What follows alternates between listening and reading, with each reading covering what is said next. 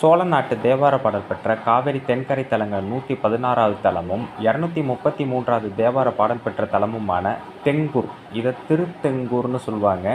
தேங்காய் மரம் தான் இங்கே தலமரமாக இருக்குது. இறைவன் பேர் வெள்ளிமலைநாதர், இறைவி பேர் பெரியநாயகி. சம்பந்தர் 2ஆம் திருமுறையில் 93ஆம் பதிகமும், அப்பர் 2 பாடல்கள் மட்டும் பாடியிருக்கிறாங்க.